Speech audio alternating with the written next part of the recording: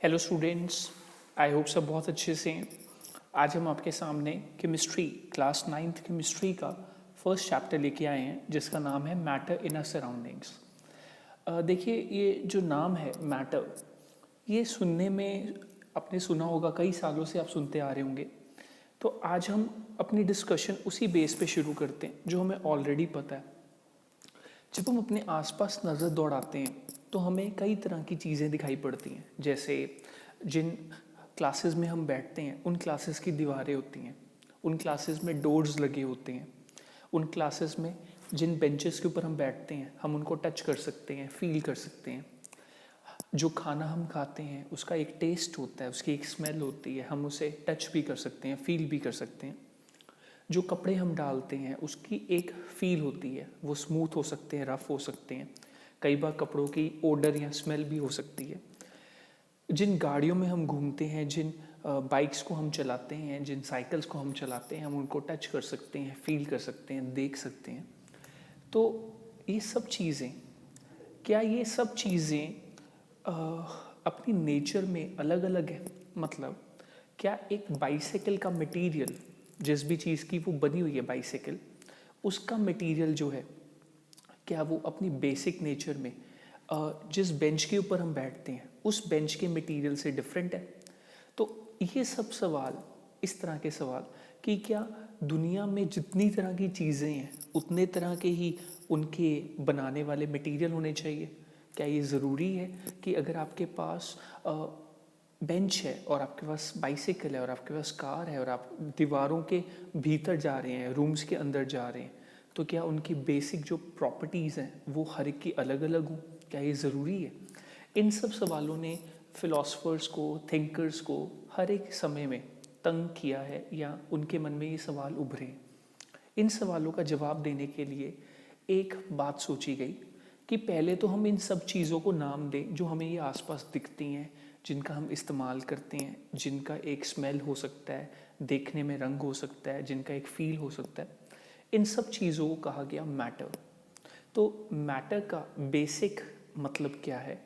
Matter हर वो चीज़ है जिसका अपना एक मास होता है, तो मतलब उसका अपना एक भार होना चाहिए अपना अकेले का, और जिसको अगर आप कहीं रखते हो तो वो कोई वॉल्यूम ऑक्यूपाई करनी चाहिए, मतलब उसकी कुछ घेराव होना चाहिए, वो कुछ ना जगह घेरनी चाहिए, एक तरह से आप कह सकते हैं। तो हर वो चीज़ जिसका मास है और जिसका अपना एक वॉल्यूम है, हम उसे मैटर कहते हैं। ठीक है, वो एक वॉल्यूम ऑक्यूपाई करता है, वो एक एरिया ऑक्यूपाई करता है, तो वो एक मैटर हो जाता है। अगर आप इस डेफिनेशन को ध्यान दीजिए कि matter is a substance which has mass and which occupy space, जो स्पेस ऑक्यूपाई करे, जगह ले, और जिसका अपना भार हो, तो आप देख सकते हैं कि हमारी दुनिया, हम चारों तरफ से मैटर से घिरे हुए हैं। इवन हम खुद भी मैटर की ही एग्जाम्पल में लाई करते हैं। हमारे खुद के जो सेल्स हैं या टिश्यूज़ हैं या जो बॉडी मसल्स हैं या ऑर्गन्स हैं, ठीक है ना, ये सभी का मास भी होता है और सभी स्पेस भी ऑक्यूपाई करते हैं। तो हम सभी मैटर के बने हुए हैं। हम जिस एयर को इनहेल और एक्सेल करते हैं वो भी मैटर में आती है, क्योंकि हवा का भी भार होता है, हवा के मॉलिक्यूल्स का भी मास होता है, और हवा भी एक स्पेस ऑक्यूपाई करती है, एक वॉल्यूम ऑक्यूपाई करती है।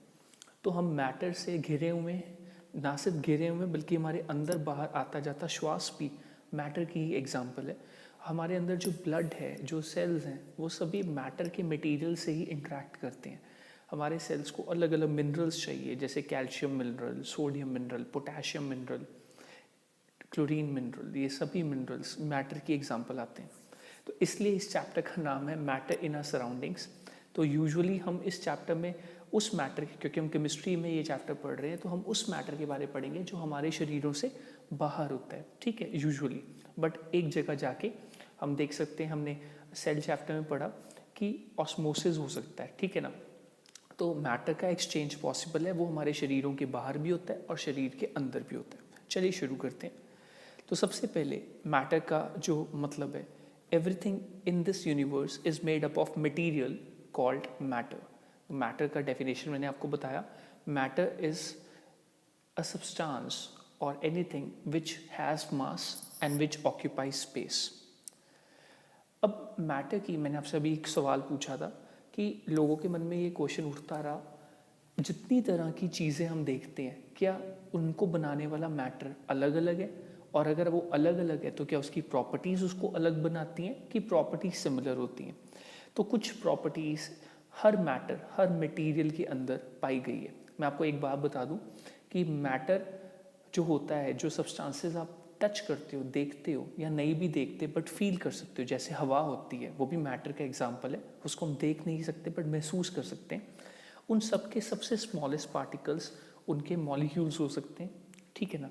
तो उनके मॉलिक्यूल्स माइक्रोस्कोपिक होते हैं। माइक्रोस्कोप्स की मदद से हम इतना छोटा देख पाते हैं, नहीं तो हम नहीं देख पाते। तो ये प्रॉपर्टीज़ जो हैं, हमें मैटर की प्रॉपर्टी समझने के लिए माइक्रोस्कोपिक या एटॉमिक लेवल तक जाना पड़ता है। तो ये सभी प्रॉपर्टीज़ जहाँ भी आप पार्टिकल्स ऑफ मैटर पढ़ने वाले हो, वहाँ पार्टिकल्स ऑफ मैटर से यूजुअली हमारा मतलब मॉलिक्यूल्स होता है।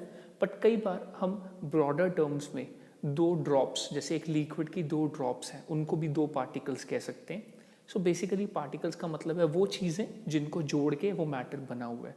जितना आप छोटे लेवल पे जाओगे उतना पार्टिकल का नाम बदलता जाएगा। जैसे कि सबसे बड़े लेवल पे तो आप कह सकते हो कि पार्टिकल मुझे ड्रॉप की तरह दिख रहा है, क्योंकि एक ड्रॉप हमें नेक्ड आई से दिखता है।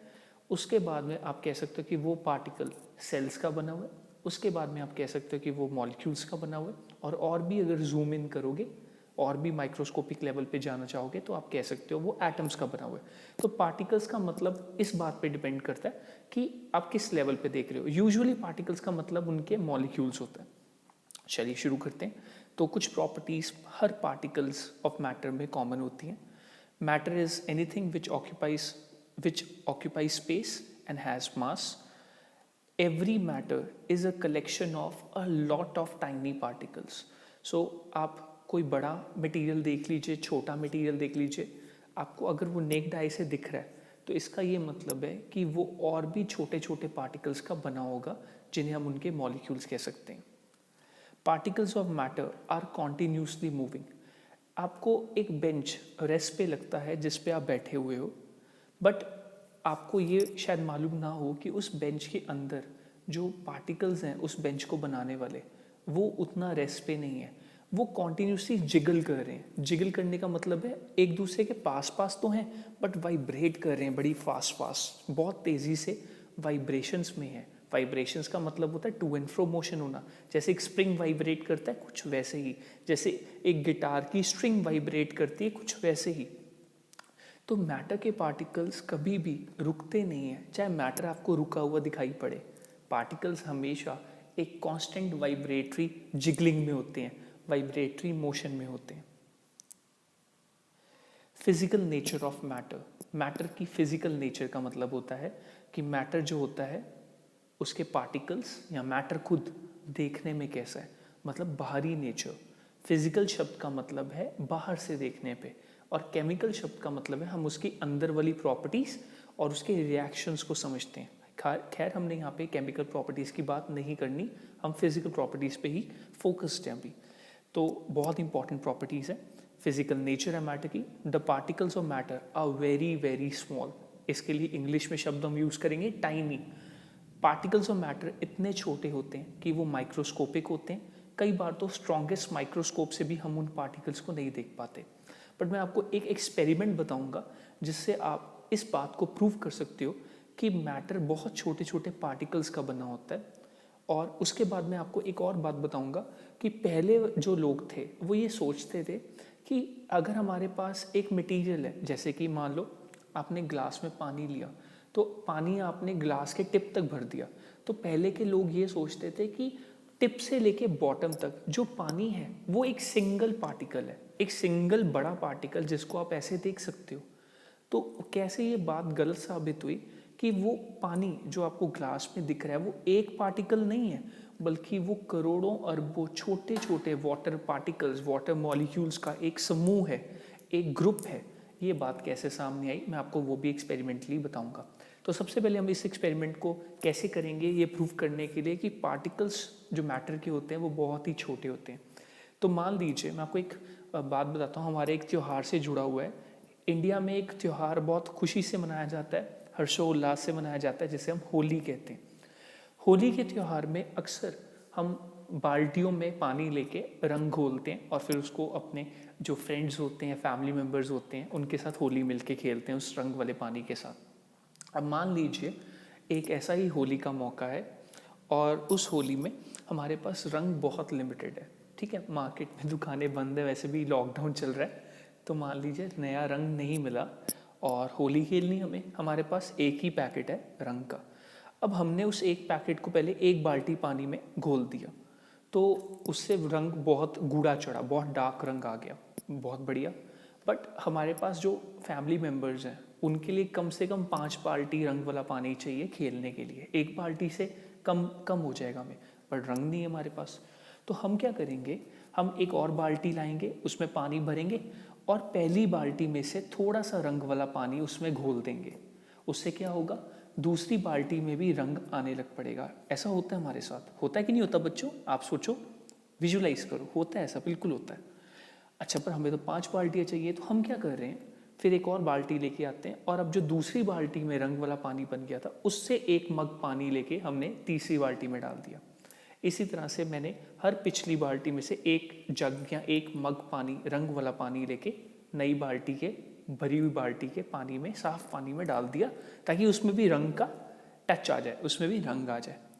बिल्कुल, अब मैंने लाल रंग घोला होगा तो लाल रंग तो आ जाएगा, बट क्या सभी बाल्टियों में उस लाल रंग की जो स्ट्रेंथ है, जो लाल रंग की आप कह लो ब्राइटनेस है, वो बराबर होगी? नहीं। सबसे ज़्यादा डार्कनेस या ब्राइट कलर आएगा सबसे पहली बाल्टी में। उसके बाद में जैसे जैसे आप बाल्टियाँ बढ़ाते जा रहे हो वैसे वैसे रंग वाला पानी हल्का होता जाएगा, कम गूढ़ा होता जाएगा, डिम होता जाएगा। बट यहाँ पे रंग का टच ज़रूर आएगा। आखिरी बाल्टी में भी लाल रंग का आपको फील आएगा, आपको टच आएगा। ये लाल रंग पानी का तो नहीं था, पानी तो कलरलेस होता है, मतलब पानी के पार्टिकल्स, पानी जो मैटर है उसके पार्टिकल्स कलरलेस होते हैं। ये तो हमारे रंग के ही पार्टिकल्स थे जो लाल रंग दे रहे थे। बट मैंने तो एक पैकेट रंग घोला था सिर्फ एक बाल्टी में, और उसी को मैं डिवाइड करता चला गया और वो डिवाइड होते चले गए। इसका मतलब मैंने पहली बाल्टी में रेड कलर के पार्टिकल्स डाले, रंग डाला, और आखिरी बाल्टी में भी वो रंग पहुंचा, क्योंकि मैं हर पिछली बाल्टी से रंग वाला पानी घोल रहा था, तो उसमें भी पार्टिकल्स थे। अब ये तो पैकेट में अरबों करोड़ों पार्टिकल्स होंगे। अगर आप, ये तो ऑब्जर्व करने के लिए मैंने एक पूरा पैकेट घोल दिया, अगर मैं सिर्फ एक चम्मच रंग भी एक बाल्टी में घोलता और फिर भी ऐसे ही उसको डिवाइड करता, तो भी हल्का हल्का कलर हर बाल्टी में आता ही आता। आपको फील हो जाता कि हल्का सा रंग बदला है। वो बहुत हल्का होता क्योंकि एक चम्मच रंग कुछ खास नहीं होता, बट फ़र्क ज़रूर आता। तो इसका ये मतलब है कि जो मैटर के पार्टिकल्स होते हैं वो बहुत छोटे होते हैं। आपके लिए जो एक चम्मच रंग है या एक पैकेट रंग है, एक्चुअली उसमें अरबों करोड़ों पार्टिकल्स हैं जिनको आप बार बार डिवाइड कर सकते हो, और वो हर बार आपको अपनी प्रेजेंस का अंदाज़ा देके जाएंगे। इससे पता लगता है कि मैटर के पार्टिकल्स एक्चुअली बहुत छोटे होते हैं। दूसरी बात यह है कि the particles of matter have spaces between them. इसके लिए मैंने आपको अभी बताया था कि पुराने लोग मानते थे कि मैटर, अगर आपने एक गिलास पानी भरा है तो वो टॉप से लेके बॉटम तक एक सिंगल मटेरियल है, एक सिंगल पार्टिकल है। ये भ्रम कैसे टूटा, इसका एक लॉजिक था।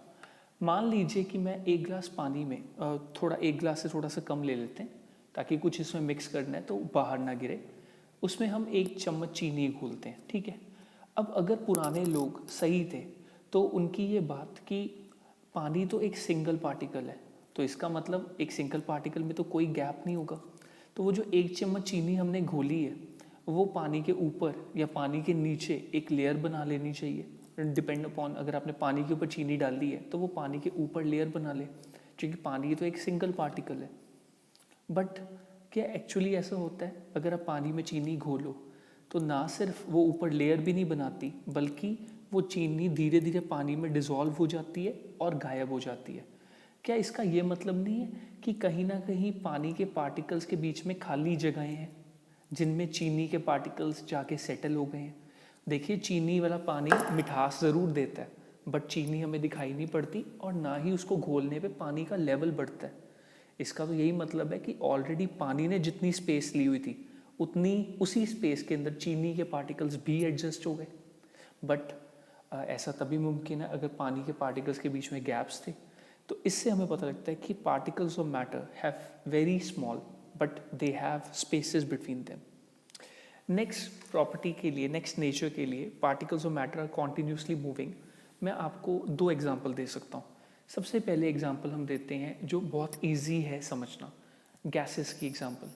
आपने देखा होगा कि मान लीजिए हमारे घरों में मंदिर है, कई घरों में मंदिर होता है, यहाँ कोई भी पूजा पाठ का स्थान होता है और हम अगरबत्तियाँ, धूप जैसी पवित्र चीज़ें जो सुगंध देती हैं उनको जलाते हैं वहाँ पे। तो मान लीजिए ऐसे एक घर में मंदिर में अगरबत्ती या धूप जलाई गई, बट उस अगरबत्ती या धूप की स्मेल ना सिर्फ उस फ्लोर के ऊपर आ रही है, उस फ्लोर में जितने कमरे हैं उस घर में उन पे भी वो स्मेल फैलती है, बल्कि हो सकता है फर्स्ट फ्लोर पे भी फैल जाए, ऊपर वाले फ्लोर पे भी फैल जाए। ऐसा क्यों होता है? क्या स्मेल एयर पार्टिकल्स दे रहे हैं? बिल्कुल नहीं, एयर की स्मेल नहीं होती। नहीं तो हम अपने कमरों में बैठे बैठे भी बिना धूप और अगरबत्ती के भी स्मेल का अनुभव कर सकते। तो फिर ये स्मेल तो डेफिनेटली धूप के पार्टिकल्स या अगरबत्ती के पार्टिकल्स दे रहे हैं, जिनको हम इंसेंस स्टिक कहते हैं। तो यहाँ से ये बात निकल के आती है कि कहीं ना कहीं आपने जो धूप जलाई है उसके पार्टिकल्स ऐसे फैल गए हैं, स्प्रेड हो गए हैं सारे वातावरण में। इस मिक्सिंग को एक तरह के पार्टिकल्स, अगरबत्ती के पार्टिकल्स, धूप के पार्टिकल्स मिक्स हो गए एयर पार्टिकल्स के साथ। इस मिक्सिंग को हम कहते हैं diffusion. So what is diffusion? ये एक प्रोसेस होता है जिसके तहत एक तरह के पार्टिकल्स दूसरे तरह के पार्टिकल्स के साथ इंटरमिक्स हो जाते हैं, घुल मिल जाते हैं, आपस में रच बस जाते हैं। और ये इंटरमिक्सिंग अपने आप होती है और इसको किसी भी तरह की एक मेम्ब्रेन, एक सेमी परमिएबल लेयर, बीच में कोई भी टिश्यू नहीं चाहिए होता, कोई लेयर नहीं चाहिए होती। ये बिना किसी लेयर के, बिना किसी सेमी परमिएबल मेम्ब्रेन के होता है। ये सेमी परमिएबल मेम्ब्रेन का कंसेप्ट हमने ऑस्मोसिस में पढ़ा था, जो सेल चैप्टर में आया था कंसेप्ट, कि इसमें बिल्कुल भी मेम्ब्रेन की ज़रूरत नहीं होती। और इससे हमें एक बात और पता लगती है कि पार्टिकल्स होते हैं जो मैटर के, वो मूव करते हैं। देखिए, अगर मूव करेंगे तभी वो एक से दूसरी जगह मिक्स हो पाएंगे। जो पार्टिकल्स रेस्ट पे होंगे वो दूसरे के साथ घुलेंगे मिलेंगे कैसे? अगर आप एक पार्टी में हैं और अगर आप वहाँ पे एक सोफे पे बैठे हुए हैं बस, तो आप किसी से मिक्स कैसे होगे? अगर आपको 10 तरह के लोगों से मिलना है तो आपको या उनको आपस में मूवमेंट शो करनी पड़ेगी, तभी आपकी मिक्सिंग हो पाएगी, तभी आपकी डिफ्यूजन हो पाएगी। सो इससे हमें पता लगता है कि पार्टिकल्स ऑफ मैटर हमेशा मूव करते रहते हैं। ये तो गैसेस की बात थी। गैसेस में स्पेसेस बहुत ज़्यादा होती हैं, पार्टिकल्स के पास काइनेटिक एनर्जी बहुत ज़्यादा होती है, इसलिए वो बहुत तेज़ी से मूव करते हैं। और गैसेस में ये डिफ्यूजन का प्रोसेस सबसे तेज़ होता है। बट क्या ये डिफ्यूजन का प्रोसेस दो लिक्विड्स में भी दिखता है या दो सॉलिड्स में भी दिखता है? देखिए, सॉलिड्स में क्या होता है कि सॉलिड्स की बाउंड्रीज काफ़ी फिक्स होती है, काफ़ी रिजिड होती हैं, इसलिए सॉलिड्स में ये प्रोसेस बहुत कम मात्रा में या ना बराबर दिखता है। बट लिक्विड्स में ये प्रोसेस कई बार दिखता है। मैं आपको एक एग्जांपल देता हूँ। मान लीजिए आपने एक पानी के ग्लास में शहद घोलना है, ठीक है। अब शहद काफ़ी गाढ़ा होता है, हम इंक भी ले सकते हैं, तो इंक घोलनी है, इंक पतली होती है। मैं इंक का एक ड्रॉप पानी के ग्लास में डाल देता हूँ। आप उसको बिल्कुल भी स्टर ना कीजिए, बिल्कुल भी हिलाइए मत। आपको ये दिखेगा कि ग्लास के बाहर से आपको दिखेगा कि वो इंक जो है वो धीरे धीरे स्प्रेड हो रही है, पानी के अंदर फैल रही है। इसी फैलने को तो बच्चों डिफ्यूजन कहते हैं। इंटरमिक्सिंग हो रही है इंक के पार्टिकल्स की वाटर पार्टिकल्स के साथ। अच्छा, अब क्या डिफ्यूजन का इफेक्ट होता, डिफ्यूजन पे इफेक्ट होता है टेम्परेचर का? आंसर है, इसको भी हम एक्टिविटी से पता कर चुके हैं।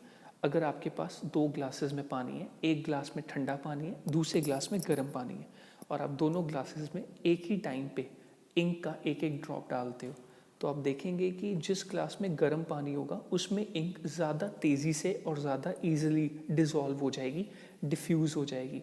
और ठंडे पानी में हो सकता है आपको थोड़ा सा शेक या स्टर करना पड़े। तो इसका ये मतलब है कि जब मटेरियल या मैटर के पार्टिकल्स गर्म होते हैं तब उनके अंदर मिक्स होने की जो हैसियत है वो बढ़ जाती है, और इसको हम कहते हैं टेम्परेचर की वजह से रेट ऑफ डिफ्यूजन। पे असर पड़ता है। टेम्परेचर के इंक्रीज करने पे रेट ऑफ डिफ्यूजन बढ़ता है। रेट ऑफ डिफ्यूजन का मतलब है कि डिफ्यूजन कितने टाइम में हो रहा है, मतलब उसको कम टाइम लेना पड़ता है। और टेम्परेचर डिक्रीज करने पे, ठंडा माहौल होने में, डिफ्यूजन भी स्लो हो जाता है। तो इससे हम ये चीज़ समझ सकते हैं। नेक्स्ट फिजिकल नेचर है मैटर की। Particles of matter they always attract each other. जी हाँ, हम ह्यूमंस में तो चाहे मतभेद रहें, चाहे हम आपस में बहुत बढ़िया तरीके से चलें, रिपल्शंस और अट्रैक्शंस चलती रहती हैं सभी लिविंग ऑर्गेनिजम्स में। बट मैटर के पार्टिकल्स रिपेल करना नहीं जानते, वो हमेशा एक दूसरे को अट्रैक्ट करने की कोशिश करते हैं। इसका एक परफेक्ट एग्जाम्पल बन सकता है, हम अपने घरों में पानी से बर्फ़ जमाते हैं। तो लेट्स से मैंने एक ट्रे में, एक आइस ट्रे में मैंने पानी भर दिया और उसको फ्रीज़र में लगा दिया। अब मैं भी जानता हूँ, आप भी जानते हैं कि फ्रीज़र में टेम्परेचर रूम टेम्परेचर से कम होता है। बट टेम्परेचर कम होने से जो पानी है वो बर्फ़ कैसे बन जाता है, एक लिक्विड सॉलिड कैसे बन जाता है? आई थिंक इसका आंसर छुपा हुआ है इस बात में, इस प्रॉपर्टी में कि मैटर के पार्टिकल्स हमेशा एक दूसरे को अट्रैक्ट करते हैं। और मैं आपको समझा सकता हूँ कि इस अट्रैक्शन की वजह से ही लिक्विड से सॉलिड बना है। कैसे? जब मैंने उस आइस ट्रे में पानी भर के फ्रीज़र में लगाया तो ठंडा माहौल होने की वजह से पार्टिकल्स की काइनेटिक एनर्जी कम हो गई, उनकी जिगलिंग स्लो हो गई।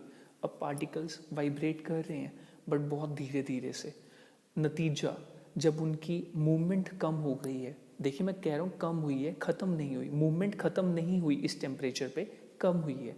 उनकी मूवमेंट्स जब कम हो जाएंगी तो उनको पास लाना आसान हो जाएगा। और अगर पार्टिकल्स के बीच में अट्रैक्शन की फोर्स एग्जिस्ट करती है तो उनको पास लाना बिल्कुल पॉसिबल है। तो इससे लिक्विड जिसके पार्टिकल्स दूर होते हैं, हम आगे पढ़ेंगे भी, उससे सॉलिड बन जाएगा जिसके पार्टिकल्स काफ़ी टाइटली पैक्ड होते हैं। तो ये इस बात का प्रूफ है कि particles of matter definitely attract each other. अब देखिए, ये वही एक्टिविटीज़ हैं जो मैंने आपको समझाई थी। इसमें हमने, ये आपकी बुक वाली एक्टिविटी है, मैंने एक आपको रियल लाइफ एग्जांपल होली के रंग से समझाया। यहाँ पे हमने एक कलर के तौर पे पोटेशियम परमैंगनेट KMnO4 उसका फॉर्मूला होता है, उसके हमने छोटे छोटे क्रिस्टल्स यूज़ किए हैं। ये क्रिस्टल फॉर्म में मिलता है, जैसे नमक के क्रिस्टल होते हैं ना, हाथ लगाओ तो नमक दानेदार फील होता है, उसी तरह पोटेशियम परमैंगनेट भी क्रिस्टलाइन फॉर्म में एग्जिस्ट करता है। तो ये सेम एक्टिविटी आप पढ़िएगा, बिल्कुल सेम कंसेप्ट। और ये वो एक्टिविटी जो मैंने बताया था कि चीनी को पानी में घोल रहे हैं हम। अच्छा, ये वो एक्टिविटी के लिए कि particles of matter continuously moving. इसमें देखिए इंक वाली बात बताई है, इन वाटर ऑल्सो। इसको आप इस तरह भी समझ सकते हैं कि पार्टिकल्स मूव करते हैं तभी डिफ्यूजन होता है। Yes, particles are continuously moving, that is the reason of diffusion. What is diffusion? जब दो या दो से ज़्यादा मटेरियल के पार्टिकल्स आपस में इंटरमिक्स होने लग पड़ते हैं, घुलने मिलने लग पड़ते हैं, एक दूसरे के साथ अलॉन्ग चलने लग पड़ते हैं। तो ये particles of matter attract each other, इसकी मैंने आपको एग्जांपल दी। ओके, अब हम बात करते हैं the different states of matter.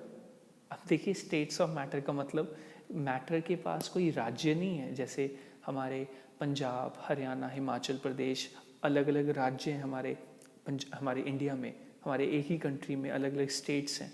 यहाँ पे स्टेट्स ऑफ मैटर का मतलब है मैटर कितनी तरह की फॉर्म्स, कितनी तरह की फिजिकल फॉर्म्स, देखने वाले, देखने में फ़र्क कर सकते हैं, ऐसी कितनी तरह की फॉर्म्स में एग्जिस्ट कर सकता है, कितनी तरह की स्टेट्स में एग्जिस्ट कर सकता है। तो यहाँ पे चाहे आपको ये नन्हे मुन्ने राही सिर्फ 3 दिख रहे हैं, solid, liquid and gas, but matter की टोटल 5 स्टेट्स हम पढ़ते हैं। Solid state, liquid state and gaseous state ज़्यादा पॉपुलर है, बट 2 नई स्टेट्स हमारे साइंस में नई नहीं है, आपके लिए नई होंगी। 2 नई स्टेट्स भी हैं, which is plasma state and Bose Einstein condensate state. इसको हम BECB कहते हैं, हम अपने लेक्चर्स में आगे पढ़ेंगे इनको भी। तो 5 स्टेट्स मैटर की होती हैं। आइए अब इनको एक एक करके गौर फरमाते हैं। सबसे पहले सॉलिड स्टेट। देखिए, सॉलिड स्टेट आपके लिए बिल्कुल भी नई नहीं है, बट फिर भी इसकी कुछ प्रॉपर्टीज़ मैं आपको जल्दी से पढ़ देता हूँ। सॉलिड स्टेट में solids have definite shapes and fix volume, बहुत इंपॉर्टेंट। इनकी बाउंड्रीज फिक्स्ड होती हैं, इसलिए ये डेफिनेट शेप के होते हैं, फिक्स शेप के होते हैं, और इसलिए इनका वॉल्यूम भी फिक्स होता है। और इसी वजह से सॉलिड्स को हम रिजिड भी मानते हैं, क्योंकि अगर आप उन पे फोर्स लगाते हैं तो वो बहुत जल्दी कंप्रेस भी नहीं होते, उनके पार्टिकल्स में बहुत कम दूरी होती है, इसलिए उनको दबाना काफ़ी कठिन होता है, इसलिए सॉलिड्स कंप्रेसिबल कम होते हैं। The space between particles is minimum, जैसे मैंने बताया, एंड इस वजह से पार्टिकल्स अगर अट्रैक्ट करते हैं और उनमें दूरियां कम होंगी तो उनमें फोर्सेस मैक्सिमम हो जाएंगी। तो सॉलिड्स के अंदर जो पार्टिकल्स होते हैं उनमें मैक्सिमम फोर्सेस एक्सर्ट होती हैं। There rate of diffusion is least, क्योंकि उनके पार्टिकल्स बहुत टाइटली पैक्ड होते हैं और उनमें काइनेटिक एनर्जी भी, मूवमेंट भी कम होती है, इसलिए वो बहुत जल्दी मिक्स नहीं हो सकते किसी और चीज़ से। देन इज लिक्विड स्टेट, इसकी प्रॉपर्टीज़ भी हमारे लिए नई नहीं है, आइए डिस्कस करते हैं। लिक्विड्स की एक फिक्स शेप नहीं होती, उसको जिस कंटेनर में डालो वो उसी की शेप ले लेते हैं, बट उनकी एक फिक्स वॉल्यूम होती है, क्योंकि लिक्विड के जो कंटेंट होता है वो भी कंप्रेसिबल नहीं होता। तो मान लीजिए अगर आपने एक बोतल में 100 ml पानी डाला है, तो उस पानी को अगर आप 200 ml की बोतल में भी डालेंगे तो भी वो पानी 100 ml ही ऑक्यूपाई करेगा। इसका मतलब है लिक्विड्स का वॉल्यूम फिक्स होता है। Liquids take the shape of the container, जैसे मैंने बताया। Space between the particles is intermediate, इसका मतलब है लिक्विड्स के पार्टिकल्स में जो स्पेसेस होती हैं वो सॉलिड्स के पार्टिकल्स के मुकाबले ज़्यादा होती हैं, बट गैसेस के पार्टिकल्स के मुकाबले कम होती हैं।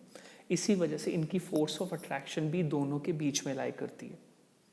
The movement of particles is also intermediate, क्योंकि काइनेटिक एनर्जी भी बीच में लाई करती है।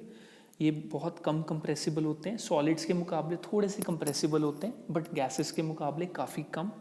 And their rate of diffusion is more than solids. जैसे मैंने आपको बताया, एक इंक ड्रॉप को मैंने पानी में घोला, it was due to diffusion. इस तरह शहद को भी हम पानी में घोलते हैं, या बहुत चीज़ों को हम पानी में या किसी और सॉल्वेंट में घोल लेते हैं, क्योंकि उनमें रेट ऑफ डिफ्यूजन सॉलिड से ज़्यादा होता है। आप जिगलिंग देख सकते हैं लिक्विड्स की कैसे हो रही है। ये सॉलिड्स की जिगलिंग देखिए कितनी कम है, फिक्स शेप, और ये लिक्विड्स की जिगलिंग देखिए काफ़ी ज़्यादा दिख रही है। नेक्स्ट है गैसियस स्टेट। गैसियस स्टेट की प्रॉपर्टीज़ भी हमारे लिए छुपी नहीं हुई, आइए देखते हैं। गैसेस की ना तो फिक्स शेप होती है, ना ही एक फिक्स वॉल्यूम होती है। गैसेस का क्या प्रॉपर्टी है, उनके बीच में इतनी ज़्यादा स्पेसेस होती हैं, हम इन्हें इंटर पार्टिकल स्पेसेस कहते हैं। सॉलिड्स, लिक्विड्स, गैसेस, किसी भी मैटर के पार्टिकल्स के बीच में जो स्पेसेस हैं हम उन्हें इंटर पार्टिकल स्पेसेस कहते हैं। तो गैसेस में इंटर पार्टिकल स्पेसेस मैक्सिमम होती हैं, इस वजह से हम उनको मैक्सिमम कंप्रेस भी कर सकते हैं। What is compression? When we exert pressure or force on the from all the sides of a matter, ठीक है, then the particles of matter they come together, they come closer, this is known as compression.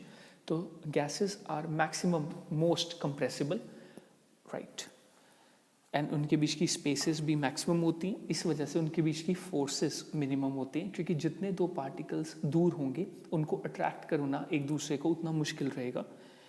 And the rate of diffusion is more then both liquids and solids. तभी मैंने आपको धूप अगरबत्ती के example में कहा था कि पूरे फ्लोर पे या कई बार 2 मंजिलों पे भी उसकी स्मेल आ जाती है। इतना ना ही लिक्विड्स मिक्स होते हैं और सॉलिड्स तो नाम मात्र या नेग्लिजिबली मिक्स हो पाते हैं। नेक्स्ट इज, क्या हम ये जो कंसेप्ट है, ये जो आ रहा है अब हमारे सामने, इस कंसेप्ट का क्या एक क्वेश्चन मैं आपको पहले बताऊं, कंसेप्ट बताऊं कि क्या हम मैटर को एक स्टेट से दूसरी स्टेट में कन्वर्ट कर सकते हैं? And the answer is yes. Matter को हम एक फॉर्म से दूसरी फॉर्म, एक स्टेट से दूसरी स्टेट में कन्वर्ट कर सकते हैं। हमें 2 प्रॉपर्टीज़ को बदलना पड़ता है, ठीक है, उनको बदल के हम मैटर को कन्वर्ट कर सकते हैं, और वो 2 प्रॉपर्टीज़ हैं, temperature of the material and pressure on the material. आइए देखते हैं इन दोनों प्रॉपर्टीज़ का क्या असर पड़ता है मैटर के ऊपर। देखिए यहाँ पे आपके सामने एक फ्लो चार्ट टाइप दिख रहा होगा, solid state, liquid state and gaseous state. मैं आपको बताता हूँ, हीट और कूल वाला कंसेप्ट टेम्परेचर से रिलेटेड है, तो पहले इसको समझते हैं। अगर आप किसी सॉलिड को हीट करते हैं, मीन्स आप टेम्परेचर बढ़ाते हैं, तो उसकी काइनेटिक एनर्जी, जो हीट एनर्जी है, वो सॉलिड के पार्टिकल्स की काइनेटिक एनर्जी को इंक्रीज करने का काम करती है। इससे पार्टिकल्स की जिगलिंग मोशन बढ़ती है और इससे सॉलिड के पार्टिकल्स दूर जाते हैं, जिससे कि वो लिक्विड फॉर्म में कन्वर्ट हो जाते हैं। इस प्रोसेस को, जब भी कोई सॉलिड एक लिक्विड में कन्वर्ट होता है, this process is known as fusion और मेल्टिंग। फिर अगर हम लिक्विड को भी हीट करते रहें, लिक्विड स्टेट में आने के बावजूद उनको हम हीट करते रहें, तब उसके पार्टिकल्स की काइनेटिक एनर्जी और इंक्रीज करेगी और वो और दूर दूर जाएंगे, जिससे कि एक गैशियस स्टेट अचीव हो जाएगी. Yes, this phenomena of converting a liquid into its gaseous form and we are increasing the temperature for it, या कोई भी मेथड हो, बट लिक्विड को गैशियस फॉर्म में कन्वर्ट करने का प्रोसेस को कहते हैं हम वेपराइजेशन, कि लिक्विड के वेपर्स बन गए हैं. Now what if we decrease the temperature? अगर हम गैशियस स्टेट को ठंडा करते हैं, किसी गैस को बहुत ठंडा कर दें, तो वो धीरे धीरे लिक्विड में कन्वर्ट हो जाती है. This phenomena of converting a gaseous state into liquid state is called as condensation. And अगर हम एक लिक्विड फॉर्म में आने के बाद उसको और ठंडा करें, तो वो ठंडा क्या करता है, ठंडक क्या करती है, वो पार्टिकल्स की काइनेटिक एनर्जी सक कर लेती है, निकाल लेती है. इससे पार्टिकल्स की जिगलिंग मोशन बड़ी कम हो जाती है और उससे पार्टिकल्स बहुत क्लोज टाइटली पैक्ड हो जाते हैं. इसे हम कहते हैं, इस प्रोसेस को, जब वो एक लिक्विड सॉलिड में कन्वर्ट हो जाता है, हम इसे कहते हैं सॉलिडिफिकेशन, क्योंकि एक सॉलिड बन रहा है. तो अगर हम टेम्परेचर इंक्रीज करते हैं तो सॉलिड स्टेट से हम लिक्विड स्टेट में कन्वर्ट कर देंगे मैटर को, एंड और हीट करने पे लिक्विड स्टेट से गैशियस स्टेट में. अगर हम टेम्परेचर कम करते हैं तो हम गैशियस स्टेट से मैटर को कन्वर्ट करके वापस लिक्विड स्टेट में ले आएंगे, और टेम्परेचर और कम करने पे लिक्विड स्टेट से सॉलिड स्टेट में चले जाएंगे. So this was the effect of on matter due to temperature.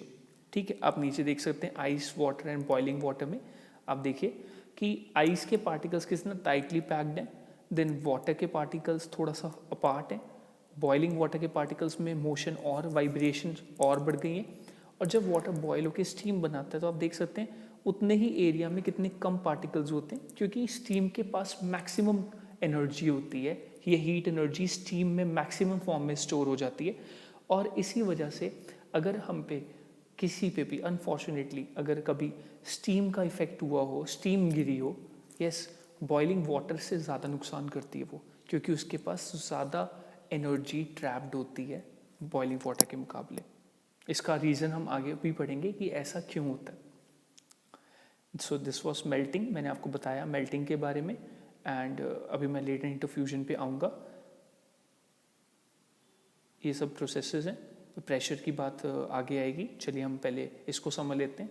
देखिए, जब हम किसी मटेरियल का टेम्परेचर बढ़ाते हैं तो उससे स्टेट चेंज होती है, टेम्परेचर बढ़ाने से भी होती है और कम करने से भी. तो चलिए मैंने आपको ये डेफिनेशंस बताई हैं और मैं इसमें आपको कुछ बात और बताता हूँ. देखिए, आपने कभी ये देखा होगा कि हम बर्फ़ का यूज़ करते हैं, आइस का यूज़ करते हैं. हम कभी हमारे घर में गेस्ट आते हैं तो उनको कोल्ड ड्रिंक सर्व करने के लिए हम आइस का यूज़ करते हैं, और ठंडा करने के लिए उसमें ठंडा पानी नहीं मिक्स करते. अब ठंडा पानी भी 0 डिग्री सेल्सियस पे एग्जिस्ट करता है और आइस भी 0 डिग्री सेल्सियस पे एग्जिस्ट करती है. तो जब दोनों का टेम्परेचर सेम है तो फिर हम क्यों आइस का ही यूज़ करते हैं? आइस ने भी तो मेल्ट होकर पानी बन जाना है, तो हम फिर भी आइस का ही यूज़ क्यों करते हैं? इसका आंसर छुपा हुआ है आइस की लेटेंट हीट ऑफ फ्यूजन में. अब ये लेटेंट हीट क्या होती है इसको समझते हैं. देखिए, लेटेंट शब्द का मतलब होता है हिडन, हीट का मतलब होता है thermal energy. What is the meaning of hidden? मैं आपको एक एक्सपेरिमेंटली समझाता हूँ क्या होता है. मान लीजिए हम केमिस्ट्री लैब के अंदर एक एक्सपेरिमेंट करते हैं. मैंने एक ग्लास कंटेनर में आइस क्यूब्स डाले और उसमें एक लेबोरेटरी थर्मोमीटर डिप किया. लेबोरेटरी थर्मोमीटर रीडिंग कितनी देगा? 0 डिग्री सेल्सियस या 273 kelvin. Kelvin is the SI unit of temperature. Remember, 273 Kelvin is equal to 0 degree Celsius and 373 Kelvin is equal to 100 degree Celsius. Kelvin scale हमारा standard scale है, हमारा SI unit है temperature का scientific knowledge के लिए, and it was given by Lord Kelvin. हम इसके ऊपर बेस कुछ numericals भी करेंगे एक अलग lecture में. तो अभी हम अपने टॉपिक पे वापस आते हैं. अब हमारा टेम्परेचर शो हो रहा है 273 केल्विन या 0 डिग्री सेल्सियस, क्योंकि आइस का टेम्परेचर यही होता है. अब हम इस आइस को एक हीटर के ऊपर, एक बर्नर के ऊपर रखते हैं, इस कंटेनर को, और हम धीरे धीरे इसको हीट करना शुरू करते हैं. नाउ आप देखेंगे कि 5 मिनट बीत गए, 10 मिनट बीत गए, 15 मिनट बीत गए, आपका बर्नर कॉन्टीन्यूसली हीट प्रोवाइड कर रहा है कंटेनर को, बट आइस मेल्ट भी कर रही है, बट आपके थर्मोमीटर में टेम्परेचर बढ़ ही नहीं रहा, वो 0 डिग्री सेल्सियस पे फिक्स्ड है। अब आपके मन में एक क्वेश्चन उठेगा कि जब मैं कॉन्टीन्यूसली हीट दे रहा हूँ और आइस भी मेल्ट हो रही है, तो ये हीट एनर्जी थर्मोमीटर में शो क्यों नहीं हो रही? डेफिनेटली पानी का टेम्परेचर बढ़ना चाहिए, बट वो नहीं बढ़ रहा। ऐसा क्यों हो रहा है? ऐसा इसलिए हो रहा है क्योंकि आइस के पार्टिकल्स जो हैं वो उस हीट एनर्जी को टेम्परेचर बढ़ने के लिए यूज़ नहीं होने देते, बल्कि वो उस हीट एनर्जी को अपने पार्टिकल्स के बीच में जो फोर्सेस लग रही हैं उनको ओवरकम करने के लिए इस्तेमाल करते हैं, जिससे कि वो दूर दूर शिफ्ट हो सके और लिक्विड में कन्वर्ट हो सके। इसलिए हम क्या ऑब्जर्व करेंगे कि जब तक आखिरी दाना आइस का मेल्ट नहीं हो जाता उस कंटेनर में, तब तक थर्मोमीटर पे टेम्परेचर 0 डिग्री सेल्सियस ही रहेगा। जैसे ही आखिरी क्यूब ऑफ आइस या आखिरी पिंट ऑफ आइस मेल्ट हो जाएगा, साथ ही थर्मोमीटर में टेम्परेचर भी बढ़ने लग पड़ेगा। इस हीट एनर्जी को, जिसको थर्मोमीटर भी डिटेक्ट नहीं कर पाया, इसे हम कहते हैं latent heat.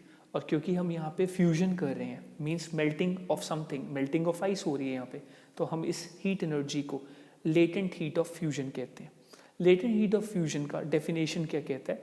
It is the amount of heat energy required to change 1 kilogram of a solid into liquid और एट एटमॉस्फेरिक प्रेशर, मतलब जो स्टैंडर्ड प्रेशर होता है धरती के सरफेस पे, लेबॉर्ट्री के अंदर जो स्टैंडर्ड प्रेशर होता है, and at its melting point. Melting point of ice is 0 degree Celsius, we all know that. So this is latent heat of fusion. अब देखिए, बॉइलिंग की बात मैं कर रहा हूँ, टेम्परेचर बढ़ा रहे हैं, अभी हमने सॉलिड से लिक्विड स्टेट बनाई है, अब हमने उसको और हीट किया तो इसके वेपर्स बनेंगे। अब इसमें सेम एक्सपेरिमेंट एक होता है, पहले मैं आपको बताया था बॉइलिंग का क्या मतलब होता है। जैसे मान लीजिए हम घरों में देखते हैं कि हमारे जो बड़े होते हैं वो गैस के ऊपर पानी जब चढ़ाते हैं और बर्नर ऑन करते हैं, तो सबसे पहले थोड़े टाइम के बाद सबसे पहले छोटे छोटे बबल्स या बुलबुले फॉर्म होने लग पड़ते हैं वहाँ पे साइड्स ऑफ कंटेनर पे, जहाँ पे पानी और कंटेनर टच होता है उसके अंदर और नीचे।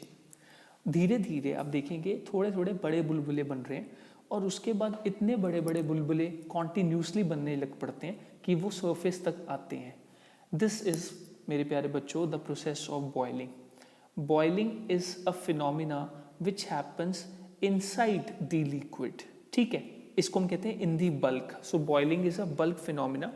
इन this the liquid particles, they are converting into their gas form, their vapors. So this is the phenomena of boiling. We all know कि water का boiling point 100 डिग्री सेल्सियस होता है प्योर वाटर का और 373 केल्विन। बट इसमें हम एक activity कर सकते हैं। हमने एक कंटेनर में लेट से 100 ml पानी लिया और उसके अंदर मैंने उसको रूम टेम्परेचर पे भी रखा हुआ है और उसके अंदर मैंने लेबॉर्ट्री थर्मोमीटर डिप किया हुआ है। थर्मोमीटर ने कुछ भी रीडिंग शो की, लेट से 30 डिग्री सेल्सियस रूम टेम्परेचर जितना भी था उस टाइम पे, और फिर मैंने इस कंटेनर को बर्नर के ऊपर चढ़ा दिया इसी सेटअप के साथ, मतलब थर्मोमीटर भी डिप है उस पानी में। तो हम देखते हैं कि जब तक मेरा पानी सारा का सारा बॉयल नहीं हो जाता और स्टीम नहीं बना लेता, तब तक मेरा बर्नर तो कॉन्टीन्यूसली हीट दे रहा था, बट मेरा थर्मोमीटर पहले टेम्परेचर बढ़ रहा है। जैसे ही पानी बॉयल होना शुरू हुआ है, थर्मोमीटर का टेम्परेचर 100 डिग्री सेल्सियस पे आके कांस्टेंट हो जाता है। टाइम बीत रहा है, हीट एनर्जी दी जा रही है, वाटर भी बॉयल हो रहा है, बट थर्मोमीटर में टेम्परेचर 100 डिग्री सेल्सियस पे ही फिक्स है। ऐसा होने का ये मतलब है कि कहीं ना कहीं वो जो हीट एनर्जी हम दे रहे हैं वो टेम्परेचर को इंक्रीज होने में यूज़ नहीं हो रही, फिर वो कहाँ जा रही है? ऐसा ऑब्जर्व किया गया कि वो हीट एनर्जी उस वाटर के पार्टिकल्स यूज़ कर रहे हैं अपने बीच में जो फोर्सेस हैं उनको तोड़ने के लिए, उनको ओवरकम करने के लिए, और उसके बाद वो पार्टिकल्स दूर दूर शिफ्ट हो जाएंगे, वेपर्स बना देंगे, स्टीम बना लेंगे। इस हीट एनर्जी को हम कहते हैं latent heat of vaporisation. Latent heat क्यों कहा जाता है? क्योंकि ये हीट एनर्जी हमारे मेजरिंग डिवाइस या हमारे थर्मोमीटर से छुपी रहती है और इसी हीट एनर्जी को हमारा कोई भी डिवाइस मेजर ही शो ही नहीं करता, इसलिए ये लेटेंट हीट है। और वेपराइजेशन तो एक प्रोसेस का नाम है जिसमें लिक्विड गैस की फॉर्म में कन्वर्ट होता है। तो what is the definition of latent heat of vaporisation? It is the amount of heat energy required to change 1 kilogram of a liquid into gas at atmospheric pressure at its boiling point. This is the definition of latent heat or vaporization. Now आप देख सकते हैं effect of temperature on molecular motion. तो सबसे पहले solid में जब आप ठंडा रखते हैं उसे तो आप देख सकते हैं कितनी कम जिगलिंग हो रही है। ये जो सर्कल्स हैं ये पार्टिकल्स हैं और इनके आसपास जो आपको लाइंस लगाई गई है ये उनकी वाइब्रेशंस का रेट है, स्तर है। जितनी ज़्यादा लाइंस होंगी एक सर्कल के आसपास उतना ज़्यादा उनकी वाइब्रेशंस होंगी। तो आप कोल्ड और हॉट में फ़र्क कर सकते हैं कि कितना ज़्यादा वाइब्रेशंस का फ़र्क है। लिक्विड में आप देखिए ठंडे और हॉट लिक्विड में स्पेसिस का फ़र्क है, वाइब्रेशंस का फ़र्क है, एंड इस तरह से हम देख सकते हैं। अब बात आती है सब्लिमेशन की। What is sublimation?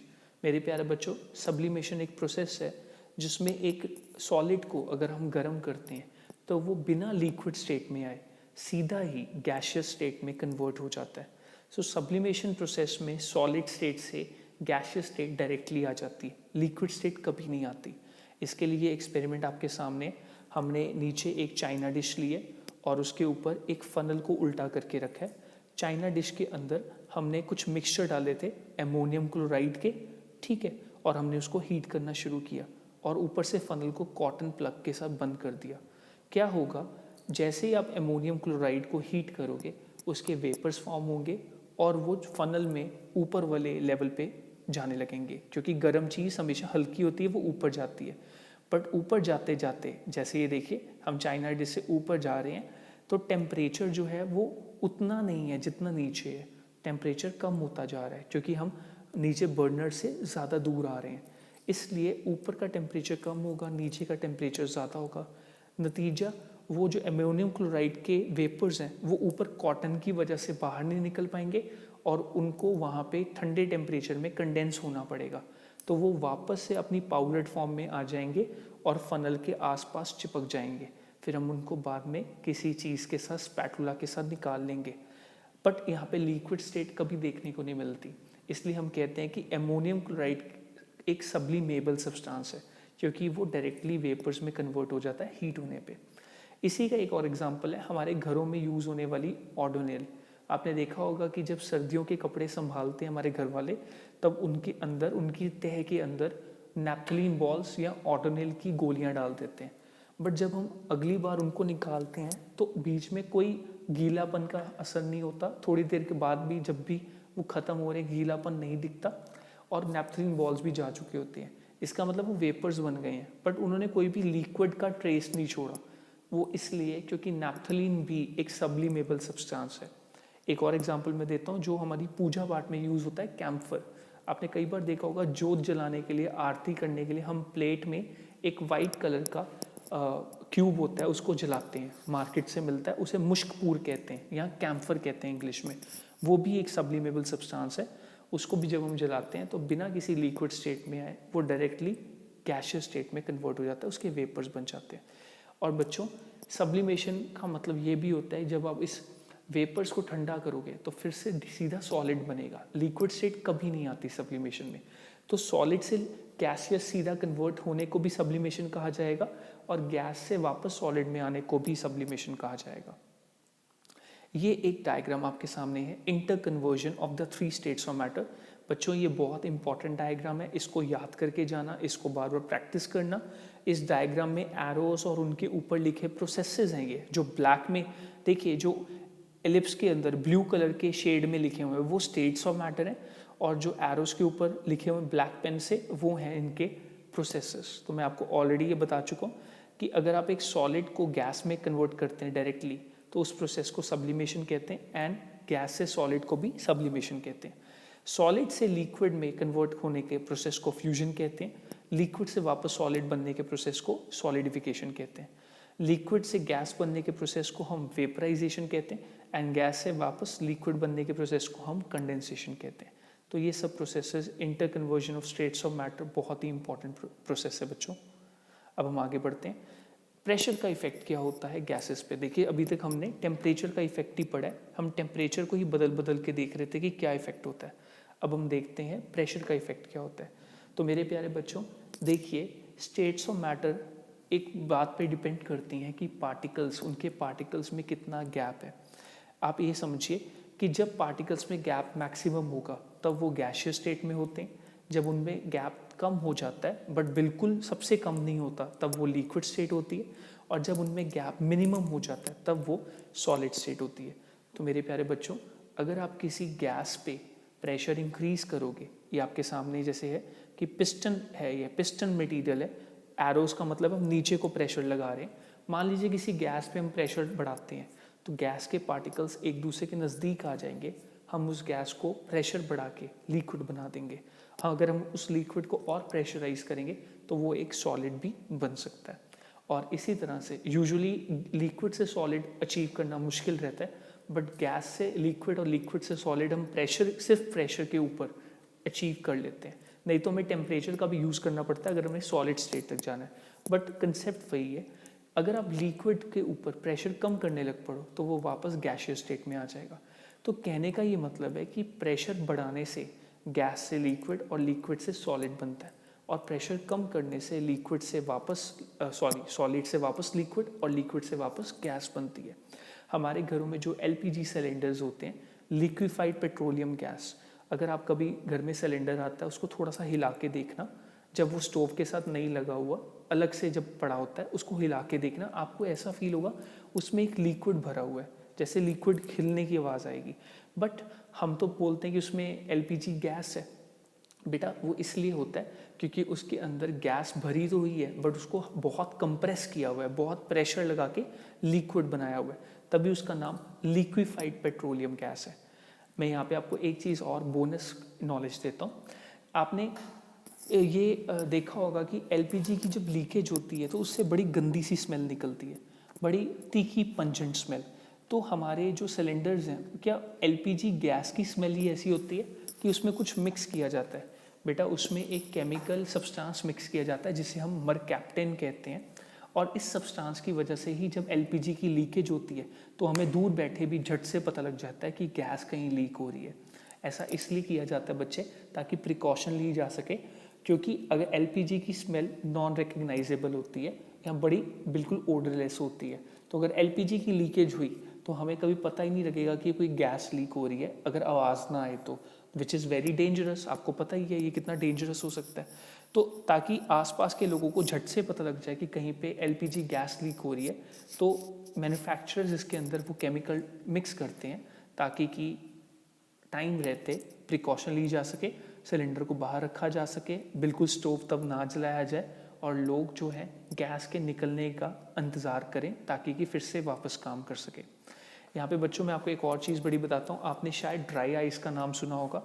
Dry ice कुछ नहीं होता, सूखी आइस जैसी चीज़ जो है वो पानी वाली आइस नहीं है, ये है कार्बन डाइऑक्साइड गैस, जिसको हमने बहुत प्रेशर लगा के सॉलिडिफाई किया।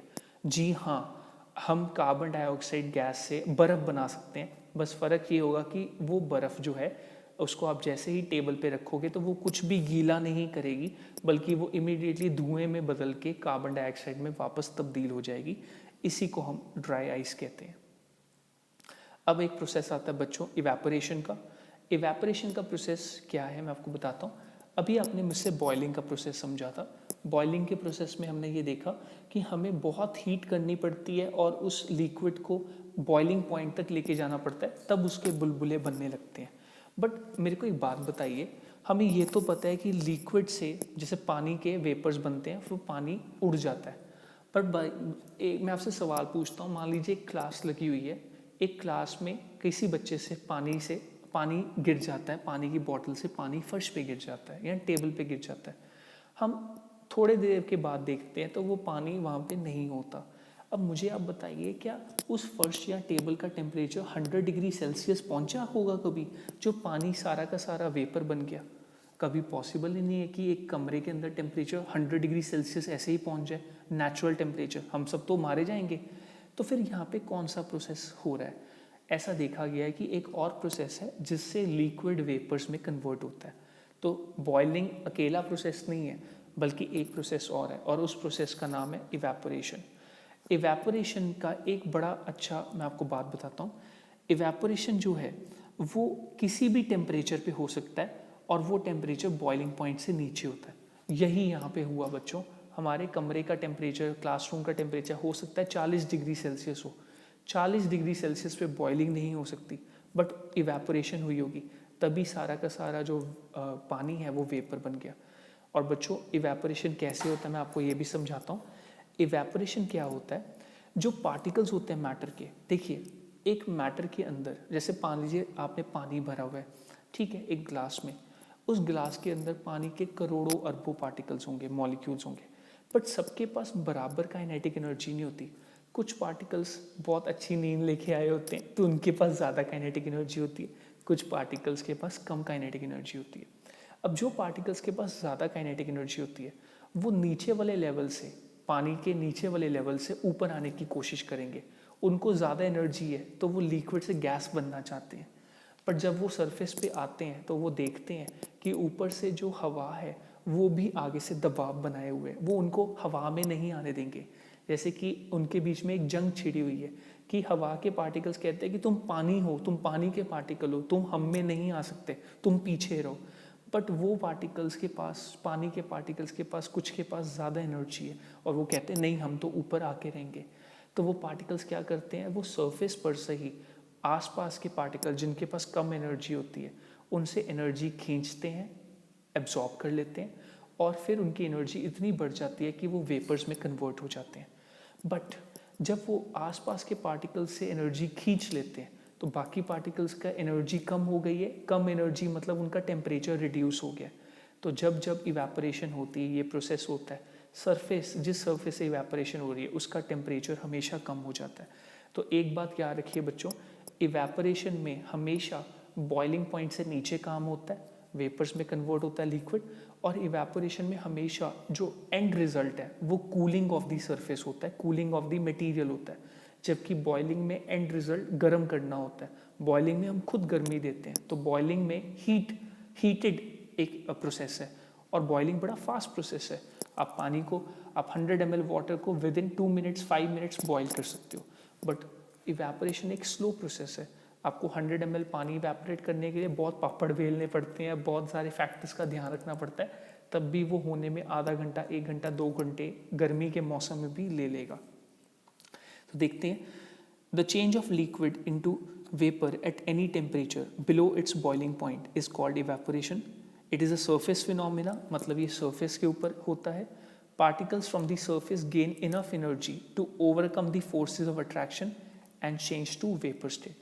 वो इतनी एनर्जी गेन कर लेते ताकि वो ऊपर एयर के पार्टिकल्स की फोर्सेस को भी कवर कर सकें, उनको टक्कर दे के आगे जा सकें, और जो बाकी वाटर पार्टिकल्स उनको खींच के रखे हुए हैं, बिकॉज पार्टिकल्स तो अट्रैक्ट करते हैं, उन फोर्सेस को भी तोड़ के वो उड़ सकें, वेपर फॉर्म में कन्वर्ट हो सके। ऐसा देखा गया बच्चों की कई चीज़ें इवेपोरेशन के रेट को इफेक्ट करती हैं। The rate of evaporation depends upon surface area, temperature, humidity and wind speed. कैसा इफेक्ट है मैं बताता हूँ। सरफेस एरिया बढ़ाने पे इवेपोरेशन तेज़ी से होती है। एग्जाम्पल देके समझाते हैं। आपने देखा होगा कि जब भी हम घरों में कपड़े धोते हैं तो उनको सूखने डालने के लिए हम उनको खोल के बिल्कुल फ्लैट करके डालते हैं। ऐसा क्यों करते हैं? ऐसा इसलिए करते हैं कि उनको खोल के डालने से जो हवा या जो धूप उनके हर एक पॉइंट पे गिर रही है, सरफेस एरिया बढ़ चुका है, तो जल्दी जल्दी पानी जो उन कपड़ों के अंदर है वो इवेपोरेट हो जाएगा और हमारे कपड़े सूख जाएंगे। Increase in temperature increases the rate of evaporation, मतलब ज़्यादा गर्मी में क्या होगा, अगर ऑलरेडी गर्मी ज़्यादा है तो हमारे पार्टिकल्स जिनको इवेपोरेट होना है वो उस गर्मी का फ़ायदा उठा के एनर्जी लेके इवेपोरेट हो जाएंगे और उससे रेट ऑफ इवेपोरेशन बढ़ जाता है। इसलिए गर्मियों में जो हमें पसीना आता है वो जल्दी सूखता है और हमें ठंडा ठंडा कूल कूल फील कराता है। Increase in humidity decreases the rate of evaporation. What is humidity? हमारे पास जो एटमॉस्फेयर है उसमें एयर के पास एक प्रॉपर्टी होती है वाटर को एब्जॉर्ब करके अपने पास मेंटेन रखने की। ऐसा देखा गया है कि 1 मीटर क्यूब वॉल्यूम में कितना वाटर आ सकता है, 1 मीटर क्यूब ऑफ एयर में कितना वाटर एब्जॉर्ब किया जा सकता है, इसको हम, इस लेवल को हम ह्यूमिडिटी कहते हैं। सो मुझे एक बात बताओ, इवेपोरेशन होके पानी ने जाना कहाँ है, वाटर वेपर्स ने जाना कहाँ है? एयर में ही। अगर आसपास की एयर में ऑलरेडी ह्यूमिडिटी हाई होगी तो और पानी कैसे उसमें आएगा, और पानी को वो एयर रिजेक्ट कर देगी और उस पानी को पानी के साथ ही उस वेपर्स को पानी में ही रहना पड़ेगा। इससे हमारी इवेपोरेशन स्लो हो जाएगी। तो जब जब ह्यूमिडिटी बढ़ती है, जैसे बारिश के मौसम में आपने देखा होगा हमारा पसीना जल्दी इवेपोरेट नहीं होता। ऐसा इसलिए होता है क्योंकि बारिश के मौसम में ह्यूमिडिटी हाई होती है and rate of evaporation will then be very low. Increase in wind speed increases the rate of evaporation. किसी आंधी तूफान के दिन हमारे कपड़े ज़्यादा जल्दी सूखते हैं, और बारिश के मौसम में या बारिश के दिन, चलो बारिश डायरेक्टली नहीं भी पड़ी, बारिश के मौसम में या जिस दिन हवा नहीं चलती उस दिन हमारे कपड़े सूखने में ज़्यादा टाइम लगाते हैं। ऐसा इसलिए है बच्चों क्योंकि जो आंधी तूफान होती है, जो एयर होती है, वो ज़्यादा एयर पार्टिकल्स हमारे कपड़ों के कांटेक्ट में आते हैं, तो वो ज़्यादा जल्दी वाटर को इवेपोरेट करवाते हैं क्योंकि वो जल्दी वाटर मॉइस्चर को एब्जॉर्ब कर लेंगे। इससे रेट ऑफ इवेपोरेशन बढ़ता है। इवेपोरेशन का इफेक्ट कूलिंग होता है, जैसे मैंने आपको बताया। इसके कई ज़्यादा इफेक्ट्स हैं, मैं आपके सामने कुछ इफेक्ट्स देता हूँ। गर्मियों में जब हम खेल के आते हैं तो जो पसीना होता है, हम पंखे के आगे बैठे हमें एसी वाली फीलिंग आती है। ऐसा इसलिए क्योंकि हमारी स्किन से जो वाटर, जो स्वेट होता है, वो इवेपोरेट हो रहा है और जाते जाते वो स्किन की सारी गर्मी भी लेके जा रहा है, जिससे हम ठंडा फील करते हैं। ठीक उसी तरह जो पेड़ पौधे होते हैं उनके एक ट्रांसपीरेशन का प्रोसेस होता है जिसमें वाटर इवेपोरेट होता है। जब वाटर इवेपोरेट होता है तो उससे पेड़ के पत्ते ठंडे हो जाते हैं, पेड़ ठंडा हो जाता है, जिससे उसकी एफिशिएंसी, उसके अंदर फोटोसिंथेसिस का रेट काफ़ी तेज़ बना रहता है। एक और एग्जांपल मैं देता हूँ। आपने डेजर्ट कूलर्स देखे होंगे, बहुत बड़े बड़े कूलर्स हैं। डेजर्ट कूलर्स बहुत गर्मी के दिन ज़्यादा अच्छा काम करेंगे और बरसात के मौसम में अच्छे से काम नहीं करेंगे। डेजर्ट कूलर का काम होता है गर्म हवा को ठंडा करना। तो वो कैसे काम करता है, आपने देखा होगा एक डेजर्ट कूलर में आसपास ना घास फूस, वो जो सूखी होती है उसे हम कहते हैं कॉटन वूल, वो लगी होती है ब्राउन से कलर की। तो हम उसमें जब मोटर ऑन करते, पंप ऑन करते हैं तो वो सारी गीली हो जाती है और उसमें जो पंखा चलता है वो बाहर से एयर को खींच के हम तक फेंकता है। जब एयर उस गीली हुई कॉटन वूल में से पास होती है तो क्या होता है कि बहुत गर्मी है ना, तो वो कॉटन वूल उस एयर में से, कॉटन वूल में जो पानी होता है वो एयर जो है वो एब्जॉर्ब कर लेती है और वो एयर उसमें से पास होकर ठंडी हो जाती है। एयर अपनी हीट एनर्जी उस वाटर को दे देती है। वो वाटर एब्जॉर्ब नहीं करती, बहुत थोड़ा सा एब्जॉर्ब करती है, बट वो अपनी काफ़ी हीट एनर्जी वाटर को दे देती है और वाटर वहाँ से इवेपोरेट होता है और उससे वो सारी कॉटन वूल ठंडी हो जाती है, जिससे एयर भी ठंडी हो जाती है। इस तरह से जो होता है डेजर्ट कूलर गर्मी के दिनों में ज़्यादा अच्छा ठंडक देता है। एक और एग्जांपल है कि मिट्टी के जो अर्दन पॉट्स होते हैं उनमें रखा पानी ठंडा होता है। क्यों?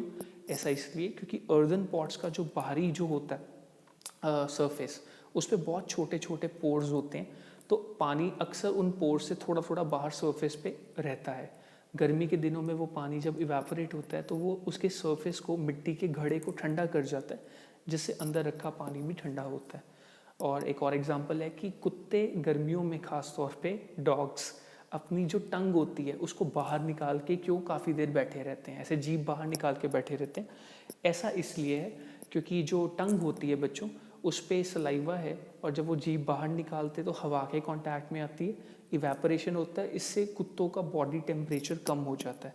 तो अपने बॉडी टेम्परेचर को कम रखने के लिए वो ऐसा करते हैं। और एग्जांपल्स बहुत सारी हैं, जैसे कि लोग गर्मियों में अपने घर के आगे या छत के ऊपर पानी का छिड़काव करते हैं। क्यों?